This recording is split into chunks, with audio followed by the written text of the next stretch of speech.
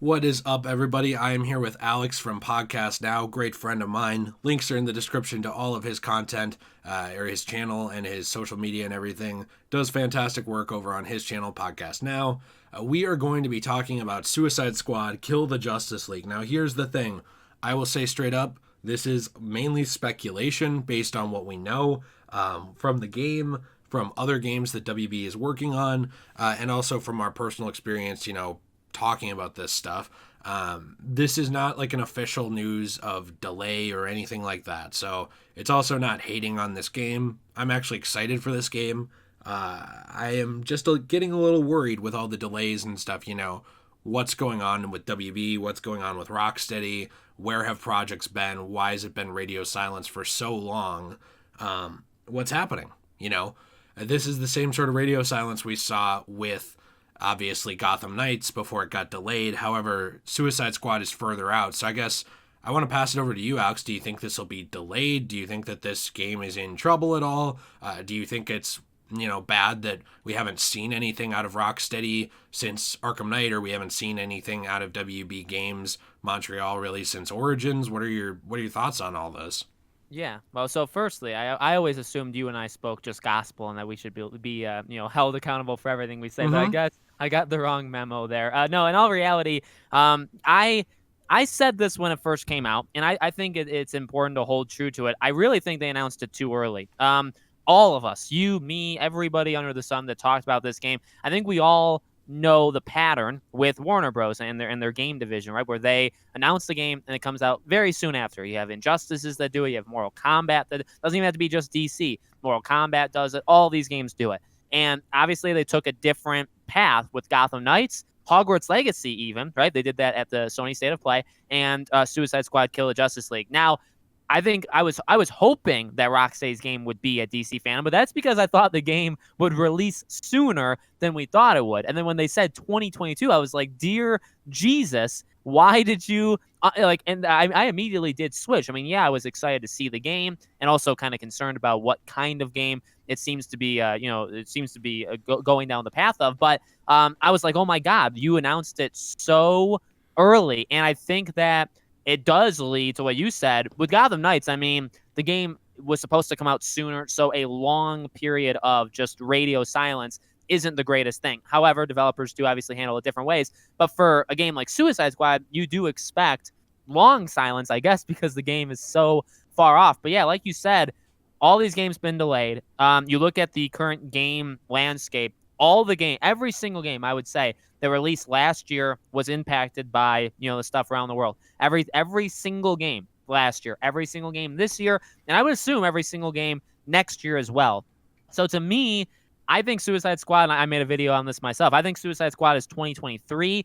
I don't think people will care as much about that being delayed as Gotham Knights, because that was in front of that was in front of our minds. We were all really focusing on that very heavily. And then when they pushed that back, it's like, oh, it's right there, and now it's pushed away. Whereas for Suicide Squad, it was afterwards. It was already a while away, and then delaying it a little bit more is I don't think something that's going to upset all that much people.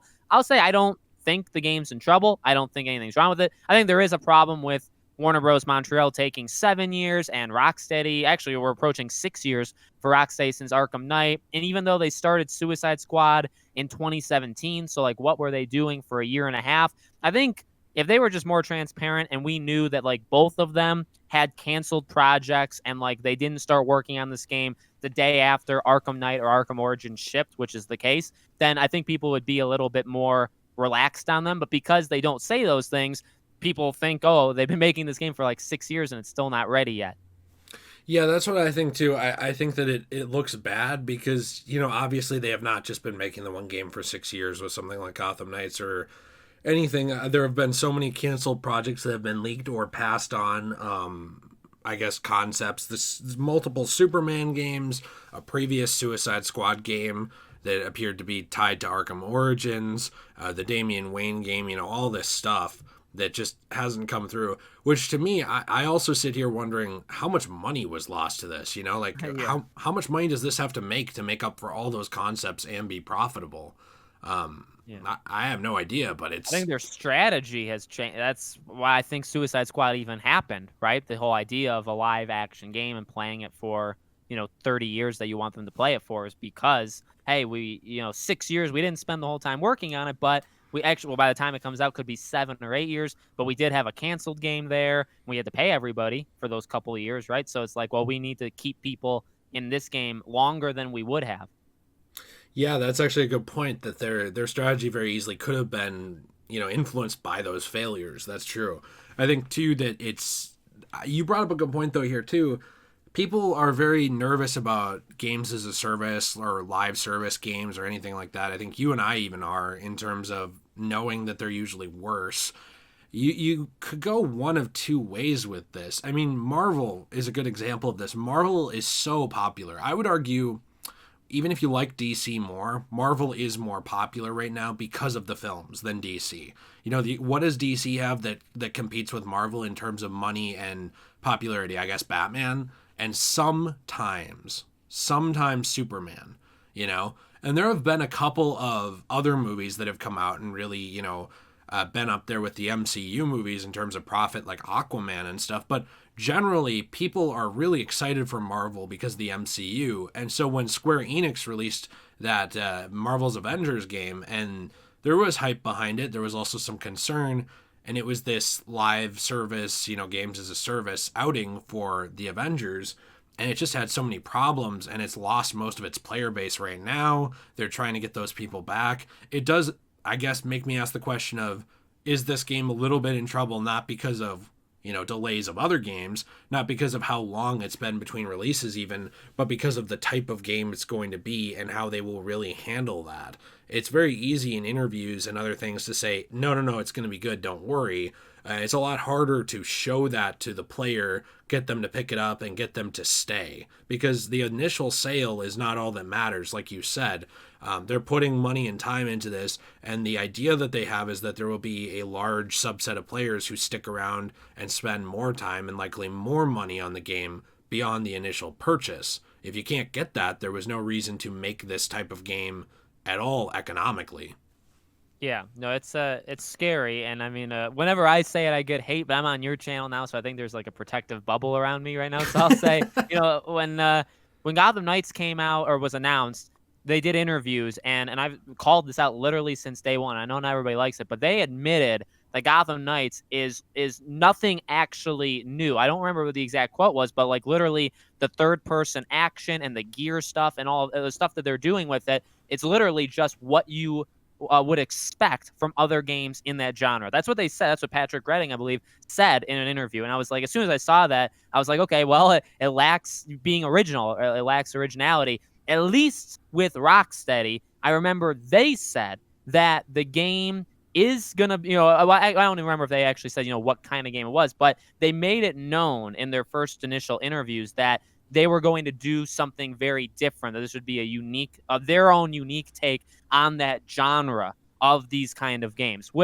So even if you think it is going to be like Avengers, which it probably will be somewhat similar, at least they've said that it's going to be their own take on it. Now that still doesn't really make me feel good, and I have been pretty critical and kind of worried on Suicide Squad. I mean, I think whenever you and I say these things, we appear on Reddit and all that stuff. I think we're both going to give it a chance. I think we're going to give it multiple chances. I don't think we're hating to hate. I just think there's warning signs that you have to be able to call, and you'll have the people that say, well, you can't actually judge them until they release, which is not the strategy I've ever used on anything, and I never will, right? But that's where I stand. I'm worried about the game. I don't love the fact that you can play by yourself, but actually you can't, because the AI will control the other three members, and it really is a game as a service, and it's going to be a game that you can play long after it's done.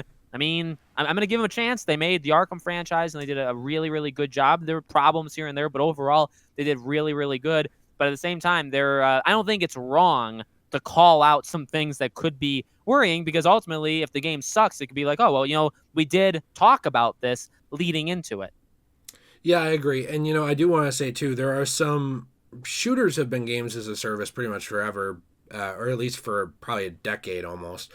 But I think that there are games like that too. I know I'm more into them than you, but that I keep going back to, for example, like Call of Duty Warzone or Overwatch, games like this, that do keep me coming back and playing, not every day or anything, but, often enough that I'm still in the active player base and everything.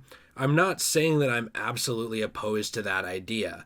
The issue, though, is with how they describe it, they act like nothing else can do that. We do know big enough single player games can too. It's just that they don't earn them more money. An example of that is Elder Scrolls Skyrim. Yes, they have earned so much by putting it on everything, including your mom's toaster oven, in terms of porting the game.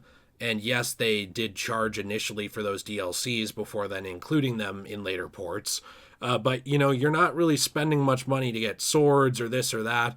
Yes, there is some creation club stuff that I think you can spend money on console with to get like little things in these games, but there is a very obvious push though to try and, I guess, make you keep coming back, but control how you come back in games.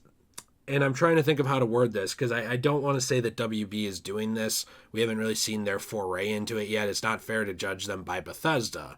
But we know, if you come back into Skyrim, in a year in your save file and you want to kill some dragon and learn a new dragon shout, no one's making a dime off you because you came back to the game then. However, something that Bethesda put out, like Fallout 76, if you want to come back in and all of a sudden, oh, there's new loot, I don't have this, I need this to be better at the game, or I need these supplies or whatever, all of a sudden it's, well, I'm coming back and I'm paying. It's the same thing with Call of Duty, paying for the Battle Pass, Fortnite, Overwatch with loot boxes. They're finding these ways to nickel and dime you, not just to keep you playing. That doesn't matter. The reason to keep you playing is to keep you spending money. And so when they announce out the bat that, hey, this is a live service game, I know going into it that your point is to keep me playing so I keep spending money. The issue I have as a gamer is I want to keep playing because I'm having fun. So how do you balance those things? Very few games can. And what will that lead to? I guess, do you have any final thoughts, Alex, on this whole thing? Because I'm concerned. I like the art style. There's some weird stuff about it. Like, it feels shoehorned to me into the Arkham timeline just from that trailer, but supposedly it is. I'm skeptical, but I want this to be very good, and I'm not hating on it. Oh yeah. I mean, I gave Marvel's Avengers a chance. I know you gave Marvel's Avengers a chance, and we will give this game a chance. And I don't. I'm not going to go in expecting it to be the greatest thing of all time, but I'm not going to expect it to be bad. I'm going to hold it to some pretty solid, standards and levels that they set with the Arkham games. It's going to be interesting. I would lean immediately more towards I don't, I said I play so even I don't know if you call it like For Honor one, but For Honor is definitely a game that's kept itself around a long time. I enjoy Rainbow Six Siege, so there's like games out there that I'm into that have kept themselves around a long time. I have nothing totally against it. It's just like you said, they more lean towards one thing versus another, and I definitely think that you could make a game and just be single player and you could be successful. It's different than the EA thing, but remember EA was caught so off guard that Jedi Fallen Order sold so well when it was a single player game because it wasn't multiplayer, right? And it's kind of the same thing here where it's like you could probably make a single player game, make a lot of money and then be surprised. And it's like, oh, I thought we needed to have them be live. I thought you needed co-op. I thought you needed to have live service in order for the game to be successful. So I think that's kind of the situation we're in here. Maybe, we'll see as we get closer. Yeah, absolutely. And I hope that we're proven wrong in terms of being a little skeptical. I think being skeptical is good. I really hope that this comes out, blows us out of the water. And there's, even a few people saying like, hey, see, I told you, don't worry about it the whole time. I knew Rocksteady would deliver. Listen, I want nothing more than to say, you know what, you're right. Shouldn't have been skeptical of it. Or, I think we should. Or like, you're right. It turned out good. That's kind of what I want out of this. I'm not sure if that's what we'll get, but that's what I'm hopeful for. So let us know what you think in the comments down below. Do you have any concerns about Suicide Squad Kill the Justice League? Or are you like completely behind it? You know that Rocksteady is going to deliver and do great. The games as a service thing, does that worry you? Does that make you not want to play it, or just you don't care? Interested in all those questions below. Be sure to check out Alex's channel and his social media. That is all in the description down below. He does a fantastic job over on Podcast Now. And we also have several other things in the description down there for you. If I can actually learn to speak. We have our Etsy shop with official channel merch. I actually have designed some of the bracelets on there that you can rep the channel for, which I appreciate you very much. My fiance runs the shop and she makes all kinds of her own fantastic creations. You know, maybe for you, for a girlfriend, for a mother, for a sister, for someone you're stalking. Just don't tell us about that one. Lots of options there. Be sure to check it out in the description down below. Have a fantastic day. And as always, stay shway.